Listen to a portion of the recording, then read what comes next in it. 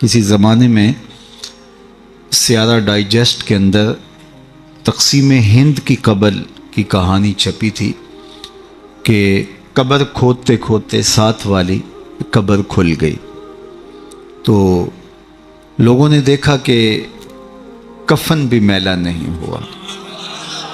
شوق اور جستجو کی چنگاریاں مزید روشن ہوئیں اور ایک اینٹ گری تھی تو دوسری اینٹ خود نکال دی، تو دیکھا کہ اندر تازہ گلاب کھلے ہوئے ہیں۔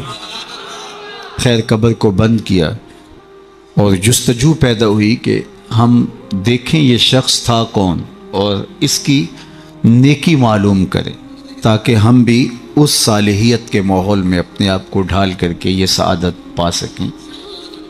تو خیر تلاش کرتے ہوئے اس کی بیوہ مل گئی جو بہت بوڑھی ہو چکی تھی، تو لوگ اس کے پاس گئے کہ تیرے شوہر کی قبر یوں کھل گئی اور ہم نے یہ منظر دیکھا، تو تم بتا سکتی ہو کہ وہ کون سا نیک عمل کرتا تھا؟ تو اس نے ذہن پہ زور دیا، کہا میرا شوہر ایک سادہ سا شخص تھا اور پڑھا لکھا بھی نہیں تھا، لیکن ہاں مجھے یاد آیا اس کا ایک عمل تھا، جب صبح کے وقت وہ مسجد میں جاتا نماز کے لیے تو لوگ قرآن کھول کے بیٹھ جاتے۔ ایک زمانہ تھا لوگ فجر کے بعد قرآن مجید کی تلاوت کیا کرتے تھے، اور گھروں میں بھی صبح کے وقت قرآن ضرور کھلتا تھا۔ اللہ وہ دور دوبارہ پلٹ کے لے آئے ہمارے لیے، اور نوجوانان امت قرآن کا چہرہ دیکھیں فیس بک کی بجائے۔ تو وہ ایک زمانہ تھا، تو جب سارے لوگ قرآن کھول کے بیٹھ جاتے تو اسے بڑی تکلیف ہوتی کہ کاش میں بھی قرآن پڑھا ہوتا، تو یہ بوجھل قدموں سے گھر پلٹتا اور طاق پہ رکھے ہوئے قرآن مجید کے نسخے کو اتارتا، کھولتا، چومتا، پڑھنا تو آتا نہیں تھا، تو ایک ایک سطر پہ انگلی پھیرتا اور کہتا مالک مجھے پتہ نہیں کیا لکھا ہے، جو لکھا ہے حق لکھا ہے۔ پھر دوسری سطر پہ انگلی رکھتا اور کہتا مالک یہ بھی سچ لکھا ہے۔ پھر تیسری سطر پہ انگلی لے آتا، کہتا مالک یہ بھی سچ لکھا ہے۔ تو اس طرح انگلی پھیرتا چلا جاتا اور یہ کہتا چلا جاتا مالک یہ بھی سچ ہے، یہ بھی سچ ہے، یہ بھی سچ ہے، یہ بھی سچ ہے۔ تو شاید اس کی قبر میں جو چراغاں ہوا ہے، اس کی قبر میں خوشبو پھیلی ہے، گلابوں کا موسم تم نے دیکھا ہے، تو قرآن سے محبت کی اس کے سبب ہوا ہے۔ یار جو قرآن مجید کو پڑھنا بھی نہ جانتا ہو، اس کی زیارت کر کے اس اذعان اور یقین کے ساتھ انگلی رکھ کے کہے کہ یہ اللہ کا سچا کلام ہے، تو اس کی قبر میں خوشبوئیں پھیل جاتی ہیں، اور جس نے ساری زندگی قرآن کی خدمت کی ہو اللہ اس کو کتنی رحمتوں سے نوازے گا اور کتنی کرم نوازیاں اللہ اس کا مقسوم کرے گا۔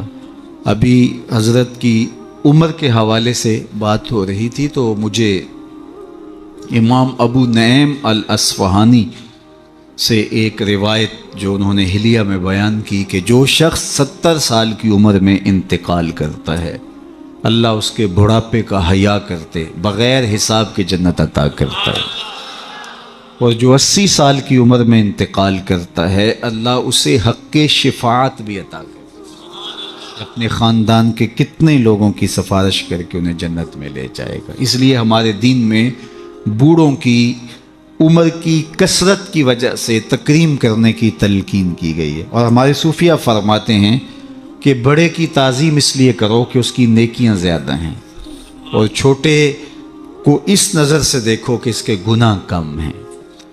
جب ہم یہ دیکھنا شروع کر دیں گے اور اس طرح سے سوچنا شروع کر دیں گے تو پھر ہمیں کسی شخص میں پاپ اور عیب دکھائی نہیں دیں گے۔ ہمارا مطمع نظر، ہمارا انداز نگاہ یہ ہے کہ ہم دوسروں کی طرف عیب کی نسبت کرتے ہیں اور سمجھتے ہیں کہ ہم دودھ کے دھلے ہوئے ہیں، جبکہ کسی کی طرف انگلی اٹھانے سے قبل یہ سوچنا چاہیے کہ باقی ساری انگلیاں اپنی طرف اٹھ رہی ہیں۔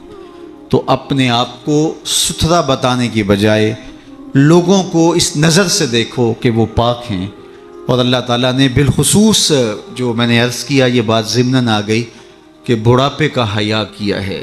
حضرت بایزید بسطامی کی 72 سال کی عمر میں ان کا وصال ہوا، تو جب قبر میں گئے تو بعد میں کسی کو خواب میں ملے تو اس نے کہا کہ سناؤ کیا ماجرا ہوا؟ کہا میرے مالک نے مجھے جب حاضر ہوا تو کہا اے بوڑھے بتا میرے پاس کیا لے کر آیا ہے؟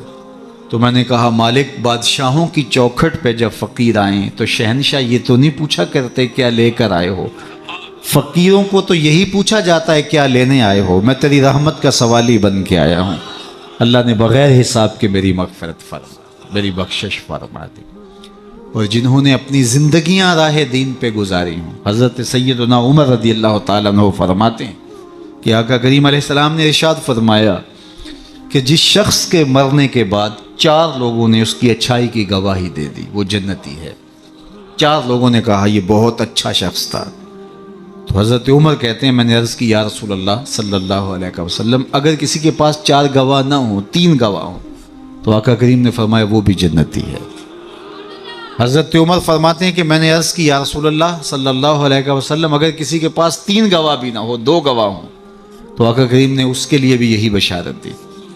حضرت عمر فرمایا کرتے تھے ایک کے بارے میں نے پوچھا نہیں حضور نے بتایا نہیں، تو جس کو 2 گواہ بھی مل گئے اچھائی کے کہ وہ صالح تھا وہ نیک تھا تو اس کے لیے جنت کے در کشادہ ہیں، اور جس کی نیکی کی، جس کے تقوی کی، جس کی خدمت قرآن کی زمانہ گواہی دے تو بتاؤ اللہ کتنی ناز برداریاں کرے گا۔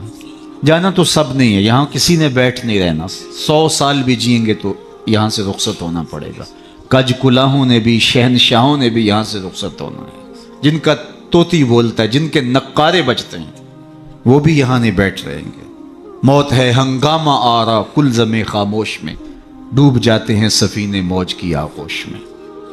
یہاں بڑے بڑے پہلوان، بڑے بڑے کج کلا اور شہنشاہ باقی نہ رہے۔ کسی نے دیکھا مقدونیہ میں ایک بوڑھی عورت ایک قبر پہ بیٹھی ہے تو کہا کہ یہاں کیا کر رہی ہو؟ کہا یہاں میرا بیٹا سکندر دفن ہے۔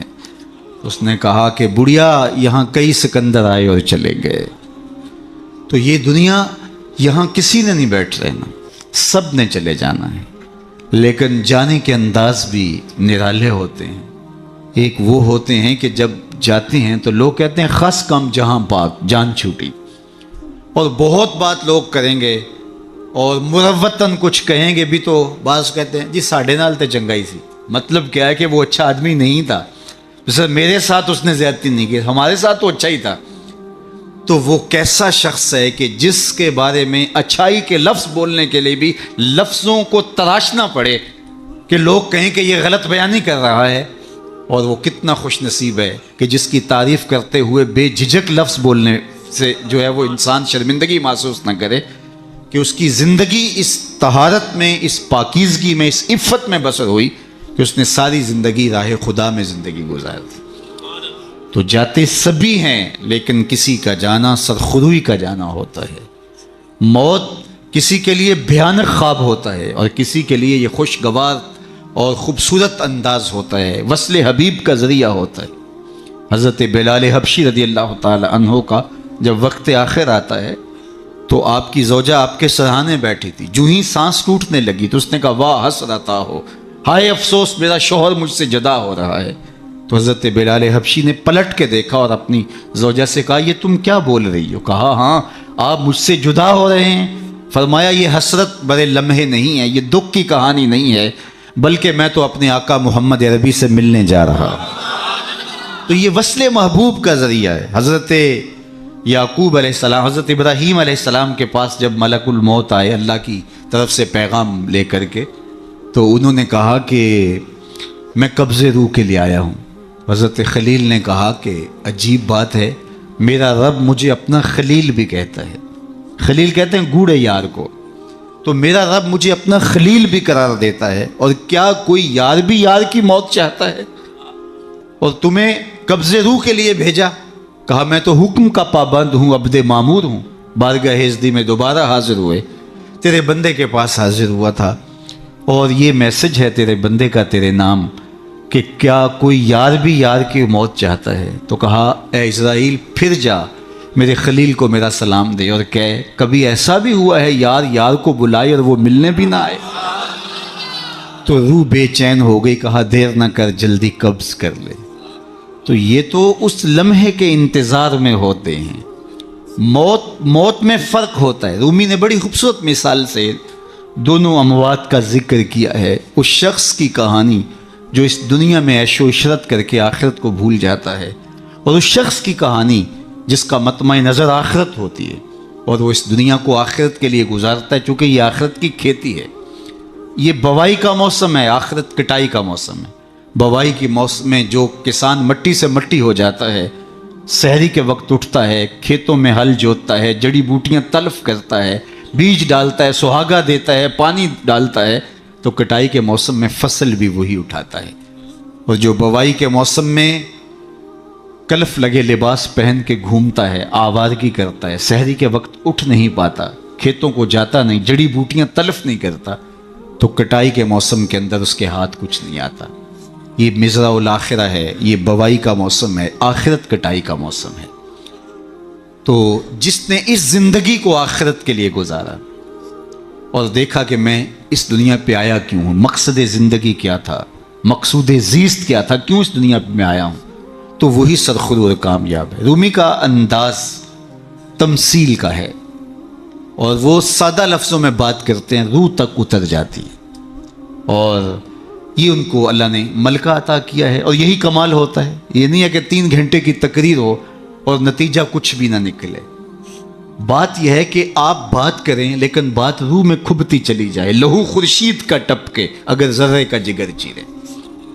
تو حضرت رومی کو یہ فن آتا ہے، وہ سوز و ساز کی کائنات کا بادشاہ، اور وہ تمثیل سے بہت ادق اور دقیق مسائل سمجھانے کا فن جاننے والا. اس بہت بڑی حقیقت کو ایک مثال سے سمجھاتے ہیں. کہتے ہیں دیار مصر میں کوئی علاقہ تھا اور جہاں کا سیاسی نظم یہ تھا کہ وہ سال کی آخری تاریخ کو اپنے بادشاہ کو کسی جنگل میں پھینک دیتے اور پہلی تاریخ کو ساحل پہ آ جاتے. سب سے پہلے ان کے ساحل پہ جو شخص آتا اس کو اپنا بادشاہ مان لیتے. کہیں جمہوری طریقہ ہوتا ہے، کہیں صدارتی نظم ہوتا ہے، ان کا نظام یہ تھا، رکھا تھا. اور جو بھی تخت نشین ہوتا وہ بھول جاتا کہ میرے ساتھ کیا ہونے والا ہے، اس کو پہلے دن بتا دیتے کہ 1 سال کے لیے تو تخت نشین رہے گا اور اس کے بعد تجھے اس جنگل میں پھینک آئیں گے جو جزیرے کے دوسری سمت ہے، اور اس میں موذی جانوروں کا رین بسیرا ہے اور تھوہر اور کانٹے دار درخت ہیں. لیکن وہ بھول جاتا وہ تخت کی لذتیں اور اس کا سرور اور اس کا نشہ ہی ایسا ہوتا، اسے یاد ہی نہ رہتا کہ سال کے بعد میرے ساتھ کیا ہونے والا ہے. اور جو ہی سال کی آخری تاریخ ہوتی زنجیروں میں جکڑ کے ادھر پھینکتے پھر روتا ہے مجھے تم کہاں لے جا رہے ہو. ایک مرتبہ وہ اپنا پرانا بادشاہ پھینک کر کے نیا بادشاہ لینے ساحل پہ آئے تو جو شخص سب سے پہلے ساحل پہ اترا وہ تاجر شخص تھا. اس کے گلے میں پھولوں کے ہار ڈالے، گارڈ آف آنر پیش کیا. اس نے کہا یہ کیا ہے میرے لیے؟ کہا کہ یہ ہمارا دستور ہے، ہم سال کی پہلی تاریخ کو یہاں سے حکمران لیتے ہیں اور آخری تاریخ کو دوسری جانب پھینک آتے. اس نے کہا اتنا بھیانک انجام ہے تو میں تمہارا بادشاہ بننے کے لیے تیار نہیں. اس نے کہا تو چاہے نہ چاہے باندھ کے بھی تخت پہ بٹھانا پڑا، یہ ہمارا ضابطہ ہے. عجیب کہانی. اس نے کہا میں تو تاجرانہ غرض سے آیا ہوں، میں تو کوئی امور سلطنت اور سیاست سے آگاہ ہی نہیں ہوں. اس نے کہا ہمارے بندے لگے قوانین ہیں، اس کے ساتھ آپ نے کام کرنا ہوگا. اور اس نے کہا ہر صورت میں جو ہے وہ تجھے یہ کرنا پڑے گا. پھنس گیا. اس نے کہا اچھا مجھے یہ بتاؤ کہ سال بھر میری بات تو مانو گے؟ انہوں نے کہا ہاں آپ حکمران ہیں لیکن آپ قوانین میں تحریف نہیں کر سکتے، ترمیم نہیں کر سکتے، تبدیلی نہیں کر سکتے، البتہ آپ کے انتظامی امور ماننے کے لیے ہم پابند ہیں. اس نے کہا ٹھیک ہے کوئی بات نہیں. تخت پہ بیٹھ گیا. رومی لکھتے ہیں کہ جو بھی تخت پہ بیٹھتا اور بغیر کسی محنت کے، بغیر کمپین چلائے، بغیر الیکشن لڑے تو وہ تو پھر بھول جاتا خوشی سے اور عیش و عشرت کرتا. لیکن یہ پہلا شخص تھا جب تخت نشین ہوا تو اس نے کہا بلدیہ کے ملازمین بلائے جائیں. بلائے گئے. کہا جاؤ اس جنگل میں جہاں بادشاہوں کو پھینک کے آتے ہو وہاں کے کانٹے اور جھاڑیاں کاٹو. اور پولیس کے کمانڈوز بلائے. کہا جاؤ وہاں جا کے جو موذی جانور ہیں ان کو قتل کر دو. معمار بلائے. کہا جا کے وہاں خوبصورت محل بناؤ. مالی بلائے. وہاں جا کے باغ لگاؤ، پھل لگاؤ، پھولدار سایہ دار ثمردار درخت لگاؤ. حکومتی مشینری، پوری حکومتی مشینری، اس باغ کے کانٹے دار درخت کٹوانے، وہاں کے موذی جانور قتل کروانے، اور وہاں کنویں کھدوانے، محل بنوانے اور پھلدار پھولدار سایہ دار درخت لگانے میں صرف کر دی۔ جب سال کی آخری تاریخ ہوئی تو وہ جنگل جہاں بادشاہوں کو پھینکا کرتے تھے وہ جنگل نہیں رہا تھا، وہ ایک باغ بن چکا تھا۔ اور یہ زنجیریں لے کر آئے تو اس نے کہا مجھے زنجیریں نہ پہناؤ، میں خود چل کے جانے کے لیے تیار۔ اس لیے اس تخت پر بیٹھ کر کے وہ اپنے لشکر بھیج کے وہاں کے کانٹے، وہاں کے تھوہر، وہاں کے موذی جانور، وہاں کے خطرناک جانور جن کا وہاں رین بسیرا تھا ان کو کاٹتا رہا، قتل کرواتا رہا۔ تو اس نے کہا کہ میں خود چل کے جانے کے لیے تیار ہوں۔ رومی کہتے ہیں جو کافر ہے وہ دنیا کے تخت پہ، جو فاسق اور بدکار ہے وہ دنیا کے تخت پہ موج کرتا ہے، اور جب وقت آخر آتا ہے تو اس کو جب زنجیروں میں جکڑ کے لے جانا چاہتے ہیں فرشتے تو وہ کہتا ہائے مجھے کدھر لے جا رہے ہو۔ اور بندہ مومن، بندہ صالح اس دنیا کے تخت پہ آرام سے نہیں بیٹھتا، یہاں بیٹھ کے اپنے اعمال کے لشکر بھیج بھیج کے قبر کے کیڑے مکوڑے ختم کرواتا رہتا ہے، وہاں باغ لگواتا رہتا ہے، اور پھر جب وہ اس دنیا سے رخصت ہوتا ہے تو وہ کیڑے مکوڑوں کا گھر نہیں رہتا بلکہ روضۃ من ریاض الجنہ بن چکی ہوتی۔ اور وہ کہتا ہے دیر نہ کرو مجھے جلدی لے جاؤ، میں خود چل کے جانے کے لیے تیار ہوں۔ ربعی بن حراش ساری زندگی ہنسے نہیں، فرماتے تھے کیا خبر میرا انجام کیا ہوگا۔ جب تک یہ یقین نہ ہو کہ میرا انجام کیا، اتنی دیر تک دھڑکا لگا رہے، ڈر لگا رہے۔ یہ مسلمان کی زندگی ہے، مومن کی زندگی ہے۔ ابھی ملیکہ فرماتے ہیں کہ میں 30 اصحاب رسول سے ملا ہوں، بخاری کتاب الایمان اٹھائیے، 30 اصحاب رسول سے ملا ہوں، اور ہر ایک اپنی آخرت کے بارے میں سخت فکر مند تھا۔ ہم تو 4 نمازیں پڑھ لیں تو ہم سمجھتے ہیں کہ ہمارے جیسا زمانے میں کوئی نہیں، اور بے نمازیوں کو حقیر جاننے لگ جاتے ہیں۔ 30 اصحاب سے ملاقات ہوئی ہے اور یہ ڈرتے رہتے تھے کہ میرا انجام، رنگا رنگ سہیلیاں پرن کڑے پر پریا اس دا جانیے جس دا توڑ چے۔ انما الاعمال بالخواتیم، اعمال کا دار و مدار حسن خاتمہ پہ ہے، جس کا اخیر ٹھیک ہو گیا۔ ورنہ کتنے لوگ ہیں کہ زندگی ساری اچھی، انجام بخیر نہیں ہو۔ ہمارے سامنے بلعام بن باورا کی مثال موجود۔ بنی اسرائیل کا مستجاب الدعوات ولی تھا، ہاتھ پھیلا کے دعا مانگتا تو ہاتھ منہ پہ بعد میں پھیرتا، قبولیت پہلے ہو جاتی۔ لیکن پھر اسی کے بارے میں قرآن نے کہا نا مَثَلُهُ كَمَثَلِ الْكَلْبِ، اس کی مثال کتے کی مثال، زبان لٹک گئی، زمین چاٹتا تھا، نبی کے خلاف ہاتھ اٹھا دیے، سمجھا میں مقبول بارگاہ ہو گیا۔ اللہ اکبر، انجام ٹھیک نہیں ہوا۔ اس لیے میاں صاحب بولے پڑھنے اتے مان کرینا تے نہ آکھی میں پڑھیا، او جبار کہار صداوے متا روڑ دے وے دودھ کڑیا۔ جب تک انجام بخیر نہ ہو۔ بایزید بستامی سے ایک بڑھیا نے کہا تھا کہ میرے گدھے کی 2 مچھی ہے یا آپ کی داڑھی اچھی ہے؟ کہا فی الحال نہیں بتا سکتا، یہ تو مرنے کے بعد ہی بتا سکتا ہوں۔ تو جب تک انجام بخیر نہ ہو اللہ سے دعا مانگے کہ اللہ خاتمہ ایمان پہ کرے۔ ساری زندگی دین کی راہوں کے مسافر رہیں، اور جب سانس ٹوٹ رہی ہو محمد عربی کا کلمہ زبان پہ جاری، آخری قول کلمہ طیبہ کا ہو ہمارے لبوں کے اوپر۔ ربی بن حراش ساری زندگی مسکرائے نہیں، فرماتے تھے کیا خبر انجام کیا ہوگا۔ اللہ اکبر۔ خیر وقت آخر تو آنا ہی تھا، تو جب آخری وقت آیا تو ان کے بھائی ربی بن حراش نے کہا جاؤ، غسال کو بلا کے کہا میرے بھائی کو غسل دو۔ تو وہ غسل دینے داخل ہوا تو فوراً باہر آ گیا۔ اتنی جلدی؟ کہا یار تیرا بھائی بڑا عجیب ہے۔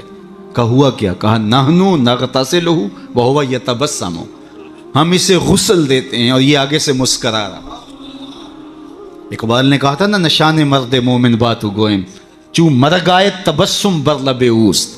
آ تجھے اللہ کے بندے کی نشانی بتاؤں، جب موت آتی ہے تو اس کی پیشانی پہ ندامت کا پسینہ نہیں ہوتا، اس کے لبوں پہ کامیابی کی مسکراہٹ پھیل جاتی۔ کہا یا تیرا بھائی بڑا عجیب ہے، نحنو نغتسلہ وہو یتبسم، ہم اسے غسل دیتے ہیں وہ آگے سے مسکراتا ہے۔ کہا میرے بھائی نے قسم کی تھی جب تک اچھا انجام نہیں دیکھوں گا نہیں مسکراؤں گا۔ پورے شہر میں شور مچ گیا، ایک بندہ مرنے کے بعد مسکرایا ہے۔ بعض لوگ تو بہت خوش ہوئے، بعض نے کہا یہ گھڑی ہوئی کہانیاں ہیں، یہ مریدین کا اعتقاد ہے، ان کا حسن اعتقاد ہے، کیسے ہو سکتا ہے مرنے کے بعد مسکرائے۔ ایک بہت بڑا ہجوم جمع ہو گیا حضرت کی زیارت کے لیے، بعض لوگ تیکھے سوال لیے، بعض محض تماشائی، بعض سیدھا سیدھا انکار کر رہے ہیں، پورا بصرہ امڈ آیا۔ اتنے میں انہیں غسل دے کے چارپائی پہ ڈال کے کفن بھی ڈال دیا گیا تھا۔ جب لوگ گھر میں داخل ہوئے تو قبل اس سے کہ وہ سوال کرتے، امام ابو نعیم نے حلیہ میں لکھا، قاضی ایاز مالکی اندلسی نے الشفاء کے اندر لکھا، اور اس کو امام سہیلی نے روض الانف میں لکھا، اور بھی بہت سارے لوگوں نے لکھا۔ جب لوگ داخل ہوئے اور تیکھے تیکھے سوال تھے کہ یہ پوچھیں گے، یہ بات کریں گے، کیسے مسکرائے، سچ ہے، غلط ہے، جھوٹ ہے، اور یہ چارپائی پہ ڈالے جا چکے تھے، کفن اڑا دیا گیا تھا۔ جب لوگ داخل ہوئے تو انہوں نے کفن ہٹایا، ہاتھ باہر نکالا اور لوگوں سے مخاطبت کرتے ہوئے کہا السلام علیکم۔ لوگ حیرت میں ڈوب گئے، وعلیکم السلام اتتکلم بعد الموت، عجیب بات ہے، مرنے کے بعد باتیں کر رہے ہو؟ قال نعم اتکلم بعد الموت، ہاں ہاں مرنے کے بعد باتیں کر رہا ہوں۔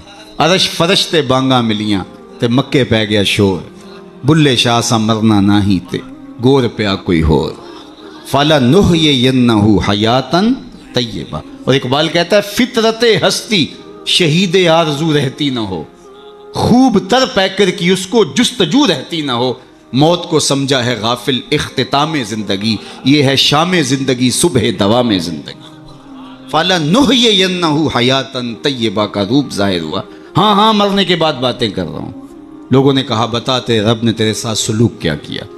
تو ربی بن حراج جو فوت ہو گئے وہ بول کے کہہ رہے استقبلنی ربی غیر غضبان واستقبلنی بروح و ریحان، اس کے قدرت والے چہرے پہ کوئی غصہ نہیں تھا، اس نے روح و ریحان کے پھول میرے گلے میں ڈالے۔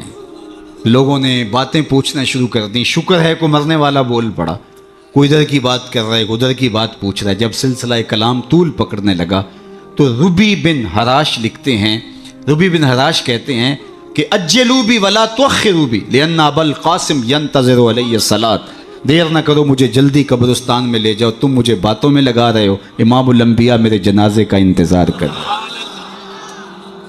اگر اپنی زندگی اس کی رضا کے مطابق گزارے گا تو تمہارا وہاں انتظار ہوگا۔ مرنے کا فرق ہے، ہر کوئی مرتا ہے، لیکن یہ مرنا جو یاد الہی میں اپنے آپ کو ڈبو دے، اور مرنے سے قبل جو مر جائے، موتو قبل ان تموتو، صوفیہ تو یہی کہتے ہیں نا کہ مرنے سے قبل مر جاؤ، تو جب مرنے سے ہی قبل مر جائے تو الجبرے کا قاعدہ ہے نا کہ نفی جب نفی سے ضرب کھاتی ہے تو جمع کی صورت میں جواب آتا ہے۔ تو جو پہلے ہی مرا ہوا تھا، اپنے آپ کو، اپنے نفس کو اس نے مار دیا، اپنی خواہشات کو ترک کر دیا، تو وہ موتو قبل ان تموتو کے زمرے میں تھا، تو پھر موت کو موت آئی تو نفی سے ٹکرائی تو حیات بن گئی، تو یہ حیات طیبہ کی صورت بن کے سامنے آئی اور ابھری۔ اس لیے اللہ والے قبروں میں جا کر بھی جو ہے وہ ایک حیات طیبہ اور ایک زندگی، پاکیزہ زندگی کا نور پاتے ہیں، اور اللہ تعالیٰ ان کے ذریعے سے لوگوں کی فیض رسانی کا سامان کرتا ہے، ورنہ دنیا کے اوپر آ کے چلے گئے، آج ان کا نام و نشان بھی نہیں ہے۔ جن کے طوطی بولتے تھے، نقارے بجتے تھے، آل ساسان 3150 سال ایران پہ حکومت کرتے رہے، آج آل ساسان کا دنیا نام بھی نہیں جانتی۔ مشتاق نے کہا تھا مٹ گیا مشتاق دل سے رنگے یاد رفتگاں، پھول مہنگے ہو گئے قبریں پرانی ہو گئی۔ قبروں کے نشان بھی یاد نہیں ہوتے، پوتے کو لے کر کے دادا جاتا ہے تمہارے پردادا کی یہاں کر کے کہیں قبر ہوتی تھی، اور قبر بارش کے آثار مٹا چکے ہوتے ہیں، وہ ڈھونڈتا پھرتا ہے قبر کہاں تھی، نشان بھی باقی نہیں رہتے۔ لیکن جنہوں نے اپنی زندگیاں اللہ کے نام پہ گزاری ہوتی ہیں، دیکھیے ہزار سال بیت گئے، آج بھی ان کی قبر پہ چراغاں ہو رہا ہے۔ کیسی رونقیں اور کیسی تازگیاں اور کیسی فرحتیں۔ آپ لاہور جاتے ہیں نا تو راوی کے اس پار جہانگیر کا مقبرہ ہے، وہاں دن کو جائیں یا شام کو آپ کو حسرتیں برستی دکھائی دیں۔ اب ایک پارک بن گیا جس کے دم سے تھوڑی سی رونق ہے، لیکن احاطہ مزار پہ اگر آپ جائیں تو وہاں آپ کو قرآن پڑھنے والے لوگ موجود نہیں ملیں گے، تاش کھیلنے والی ٹولیاں بیٹھی نظر آئیں گی، وہاں آپ کو تازہ گلاب نہیں ملیں گے، وہاں آپ کو جانوروں کی بینٹیں پڑی ہوئی نظر آئیں۔ وہ مطلق العنان حکمران بر صغیر پاک و ہند کا آج حسرت نے برس. بالکل اس کے ساتھ ملکہ نور جہاں کا مقبرہ ہے. جب بادشاہ تخت پہ بیٹھتا تھا تو ملکہ پیچھے بیٹھتی تھی، اور بادشاہ کا فیصلہ اسے کوئی پسند نہیں ہوتا تو پیچھے سے کمر ٹھونکتی، بادشاہ فیصلہ تبدیل کر دیتا. جس کے اشارہ ابرو پر ہندوستان کی تقدیر کے فیصلے لکھے تھے، نیچے اندھیرے میں اس کی بھی قبر ہے. اور ان کی اپنی بیٹی زیب النساء کا شعر لوح مزار پہ کندہ ہے: بر مزار ماں غریباں نہ چراغے نہ گلے، نہ پرے پروانہ سوزت نہ صدائے بلبلے. ہم غریبوں کی قبر پہ نہ کوئی چراغ جلانے آئے گا، نہ کوئی پھول ڈالنے. آج غریب بنے ہیں. جو بر صغیر کی پوری راجدھانی کے مالک تھے آج غریب بنے. بر مزار ماں غریباں، یہ شہزادی کا شعر ہے. بر مزار ماں غریباں نہ چراغے نہ گلے، نہ پرے پروانہ سوزت نہ صدائے بلبلے. نہ بلبل گیت گانے آتا ہے اور نہ پروانہ پر جلانے آتا ہے. یہ میں بادشاہوں کی کہانی سنا رہا ہوں. یہ راوی کے اس پار کی کہانی ہے. اب راوی کا پل پار کر جائیں. ایک لوح مزار ادھر بھی ہے. یہاں تو لکھا ہے بر مزار ماں غریباں نہ چراغے نہ گلے، اور وہاں لکھا ہے گنج بخش فیض عالم مظہر نور خدا، نا کساں را پیر کامل کاملاں را رہنما. اب میں نے اور آپ نے دیکھنا ہے ہم کس زمرے میں آنا ہے، کن کے ساتھ جڑنا ہے، کن سے وابستگی اختیار کرنی ہے، کس دائرے میں آنا ہے. سلطنت روم کا شہنشاہ، اس دور کی سپر طاقت. لیکن اگر میں آپ سے پوچھوں جس زمانے میں میرے حضور آئے تھے اس زمانے کے خاقان کا نام کیا ہے، تو آپ میں سے کوئی بتا سکتا ہے؟ میں علماء کو چھوڑتا ہوں، تاریخ کا گہرا مطالعہ کسی کا ہو تو الگ بات ہے، لیکن اگر پوچھوں جس دور میں میرے حضور آئے اس دور کے خاقان کا نام کیا تھا، شاید کوئی نہ بتا سکے. اچھا میں پوچھتا ہوں اس دور کے کیسر کا نام کیا تھا؟ اس دور کا ٹرمپ تو وہی تھا نا، لیکن آج اس کا نام کوئی بھی نہیں جانتا. چلو میں پوچھتا ہوں اس دور کے کسرا کا نام کیا تھا؟ سوائے تاریخ کے طالب علموں کے کوئی نہیں بتا سکے گا. چلو میں یہ پوچھتا ہوں، اور اس مجلس میں موجود سب سے کم عمر بچے سے پوچھتا ہوں کہ جس زمانے میں میرے حضور آئے میرے حضور کے مؤذن کا نام کیا ہے؟ تو وہ سر اٹھا کے بلال حبشی کا نام لے گا. یار اس دور کی سپر طاقت کے مطلق العنان حکمران کا نام تو زمانے کو یاد نہیں ہے. کیسر کا نام، کسرا کا نام، خاقان کا نام زمانے کو یاد نہیں ہے، لیکن بلال حبشی کا نام آج بھی سینوں پہ لکھا ہے. تو اقبال تڑپ کے بولا، اقبال یہ کس کے عشق کا فیض عام ہے، رومی فنا ہوا حبشی کو دوا. شہنشاہ روم کا نام بھی زمانے کو یاد نہیں، رومی فنا ہوا حبشی کو دوام ہے، تو دوام محمد عربی کے قدموں میں ہے. سارا نور اسی چوکھٹ پہ ہے، سارے اجالے اور ساری روشنیاں حضور علیہ السلام کے قدموں سے پھوٹتی ہیں. تو جب سارا نور ملتا ہی یہاں سے ہے، سارے اجالے اسی دہلیز سے خیرات کی صورت میں میسر آتے ہیں، تو وہ اپنی ساری زندگی حضور کے نام پہ لگا. اقبال کے سارے کلام کا رس نچوڑیں تو جو خلاصہ نکلتا ہے وہ یہ ہے: بمصطفیٰ برساں خیشرا کے دی ہماؤز، اگر بہو نہ رسیدی تمام بولا بیز. اگر اپنے آپ کو کھینچ کے تو حضور کے قدموں تک لے گیا تو زندگی کا سارا جمال تجھے نصیب ہے. اور اگر تو حضور کے قدموں تک نہیں پہنچ سکا تو کلمہ پڑھ کے بھی ابو لہب کا ابو لہب ہی رہے. آئیے میں اور آپ اپنے آپ کو کھینچ کے حضور کی چوکھٹ پہ لے آئیں، حضور کی دہلیز پہ لے آئیں. ہمارے یہ سادات، یہ علماء، یہ پیران عظام، یہ بزرگان دین اسی پیغام کو لے کر کے میدان عمل میں موجود ہیں. اپنی زندگیاں انہوں نے اسی لیے وقف کی ہیں کہ لوگوں کو حضور سے جوڑا جائے، حضور سے وابستگی، آقا کریم سے دل بستگی، حضور سے تعلق خاطر قلبی ربط پیدا ہو جائے. اور یہ جتنا مضبوط ہوگا زندگی اس قدر ہی جمال پرور ہوتی چلی جائے گی. اللہ جل شانہ اپنی خاص عنایات کا حظ وافر اس آستان نور پہ شامل فرمائے، اور ہمارے قبلہ شاہ صاحب زیدہ مجدہو کو، ان کے برادران کو، ان کے خاندان کے جملہ افراد کو والد گرامی کے سائے کے اٹھ جانے سے جو کمی پیدا ہوئی، واقعہ ہوئی، اللہ اس پر انہیں توفیق صبر دے. ویسے تو والدین کی روحانیت ہمیشہ اولاد کے سر پہ رہتی ہے، اور ان کی برکتیں ہمیشہ اولاد کو نصیب ہوتی ہیں، اور اولاد اگر صالح ہو تو ماں باپ کو ان کی برکتیں جو ہے وہ نصیب ہوتی ہیں. جو 3 چیزیں چھوڑ کر جاتا ہے کوئی شخص، جو خاص طور پہ ایک حدیث میں آئی، اس میں وَوَلَدٌ صَالِحٌ يَدْعُو لَهُ، وہ اولاد ہے جو ماں باپ کے لیے دعائیں کرتی ہے.